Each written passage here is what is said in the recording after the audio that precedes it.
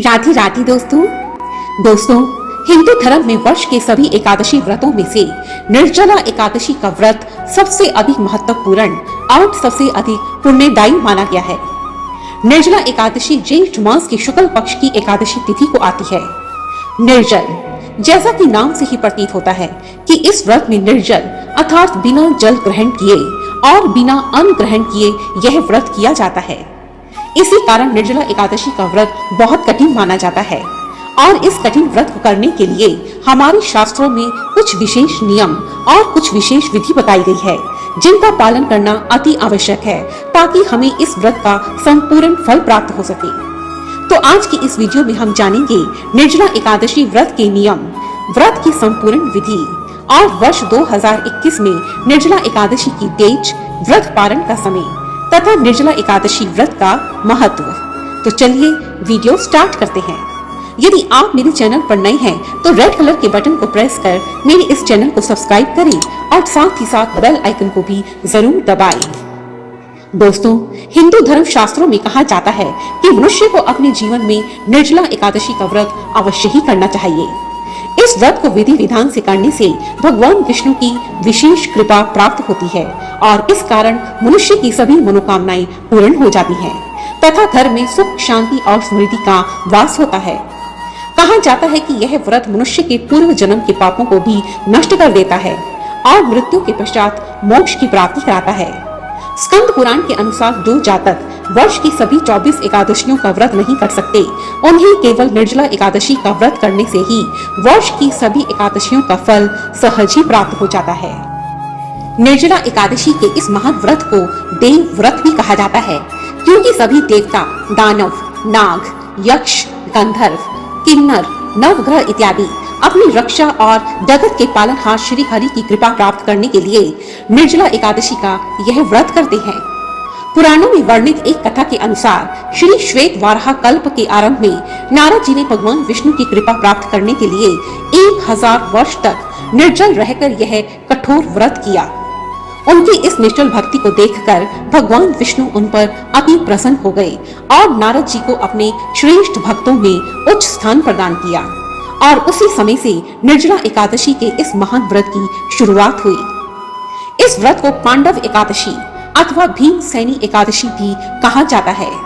कहा जाता है कि पांडव पुत्र भीम ने एकमात्र इसी व्रत को किया था।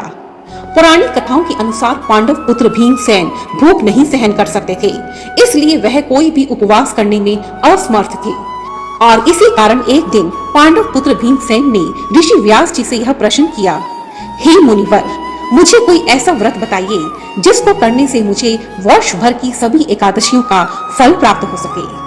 तब ऋषि व्यास जी ने उनसे कहा, हे भीमसेन, आप ज्येष्ठ मास के शुक्ल पक्ष की निर्जल एकादशी का व्रत करो। इस व्रत से तुम्हें वर्ष भर की समस्त एकादशियों के व्रत का फल प्राप्त होगा। तब ऋषि व्यास जी के कहने पर भीमसेन ने निर्जला एकादशी का व्रत विधि पूर्वक किया और फल स्वरूप बल, यश और कीर्ति को प्राप्त किया। अब हम जानते हैं निर्जला एकादशी व्रत की संपूर्ण विधि।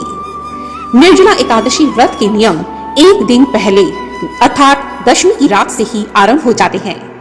इस वर्ष निर्जला एकादशी से एक दिन पहले गंगा दशहरे का त्योहार आ रहा है, इसलिए गंगा दशहरा के दिन से ही तामसिक भोजन अर्थात लहसुन प्याज का सेवन आप ना करें और ब्रह्मचारी व्रत का पालन करें।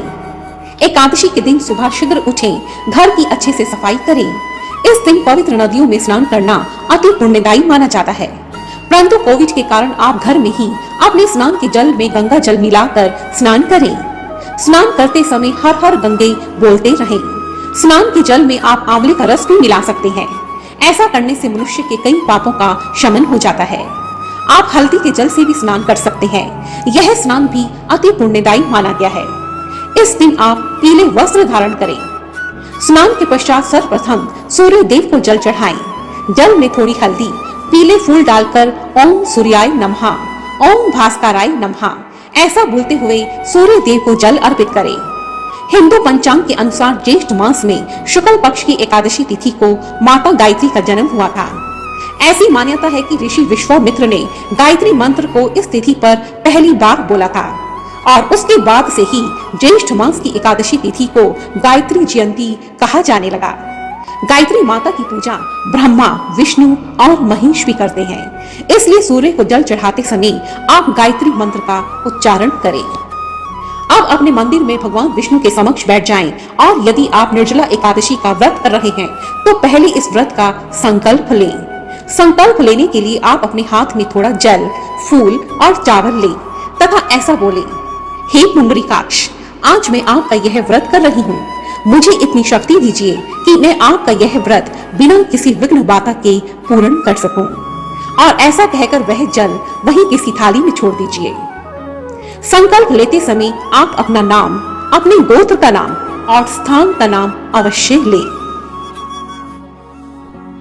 निर्जला एकादशी का व्रत निर्जल रहकर किया जाता है, इसलिए एकादशी के दिन से लेकर अगले दिन व्रत पारण करने तक जल की एक भी बूंद ग्रहण नहीं करनी चाहिए। इसलिए यदि आप पूरी तरह से हेल्दी हैं, स्वस्थ हैं, तभी आप यह व्रत रखें। यदि आप बीमार हैं तो आपको यह व्रत नहीं करना चाहिए। अब आप एक चौकी पर पीला वस्त्र बिछाएं और उस पर भगवान विष्णु की मूर्ति अथवा चित्र रखें। अब दक्षिणावर्ती शंख से भगवान को पंचामृत का स्नान करवाएं। ऐसा करने से लक्ष्मी की कृपा आप पर हमेशा बनी रहेगी। स्नान के पश्चात भगवान को पीले वस्त्र पहनाएं, पीले फूलों की माला चढ़ाएं, केसर का तिलक लगाएं। पीला रंग भगवान विष्णु को अति प्रिय है। धूप, दीप, कपूर से भगवान की आरती करें। पंचामृत वाला जल अगले दिन आप पूरे घर में छिड़क दें। यह जल घर की नेगेटिव एनर्जी को दूर भगाता है। भगवान को दक्षिणा अर्पित करें। अब बहुत प्रेम से निर्जला एकादशी की व्रत कथा सुने। श्री हरि को पीले रंग के फल जैसे आम, खरबूजा इत्यादि अर्पित करें। इस दिन केसर वाली खीर में तुलसी पत्र डालकर अर्पित करें। ऐसा करने से भगवान विष्णु की विशेष कृपा प्राप्त होती है। परंतु तुलसी पत्र अथवा कोई भी पत्ता तोड़ना एकादशी के दिन वर्जित माना गया है, इसलिए तुलसी पत्र आप एक दिन पहले ही तोड़ कर रख लें। श्री हरि को शीतल जल की सुराही अर्पित करें। इस दिन तुलसी माता की भी पूजा करें। तुलसी भगवान विष्णु की विशेष प्रिय है। तुलसी माँ की पूजा करने से भगवान विष्णु की विशेष कृपा प्राप्त होती है। दिन में आप तुलसी की माला से महामंत्र ओम नमो भगवते वासुदेवाय का जाप करें। ऐसा करने से आपका दुर्भाग्य सौभाग्य में बदलता है। विष्णु सहस्त्र नाम का पाठ पढ़ें। इस दिन भगवान विष्णु के साथ साथ माता लक्ष्मी की पूजा भी करने का विधान माना गया है। एकादशी के दिन चावल बिल्कुल न खाएं। ऐसी मान्यता है कि इस दिन जो चावल खाता है वह इंसान योनि से अलग होकर उसका जन्म रेंगने वाले जीव की योनि में होता है। निर्जला एकादशी के दिन विवाहित बेटी के घर भी फ्रूट्स और शरबत की बोतलें भेजने का विधान माना गया है, क्योंकि इस दिन गर्मी अपनी चरम सीमा पर होती है। ऐसे में इस दिन किसी गरीब को ठंडा जल पिलाना महान पुण्यदायी माना जाता है। इसलिए इस दिन जितना संभव हो सके जरूरतमंदों को, थके हारे प्यासे लोगों को शीतल जल, शरबत, नींबू की शिकंजवी इत्यादि पिलाएं। पक्षियों के लिए भी ठंडा पानी रखें। निर्जला एकादशी के दिन शीतल जल से भरा हुआ घड़ा दान करने से महान पुण्य की प्राप्ति होती है। इस दिन आप अपने पितरों के निमित्त किसी ब्राह्मण को शीतल जल से भरा हुआ घड़ा, पंखा, चीनी, शरबत की बोतल, रसीले फल और दक्षिणा दें। ऐसा करने से आप पर पितरों की कृपा हमेशा बनी रहेगी। एकादशी की रात्रि को भगवान विष्णु के समक्ष दीपक जलाएं और भगवान विष्णु का जाप, भजन, कीर्तन इत्यादि करें। स्कंद पुराण के अनुसार एकादशी तिथि की रात्रि को भजन कीर्तन करने वाले के पुण्यों की गणना तो स्वयं ब्रह्मदेव भी करने में असमर्थ हैं।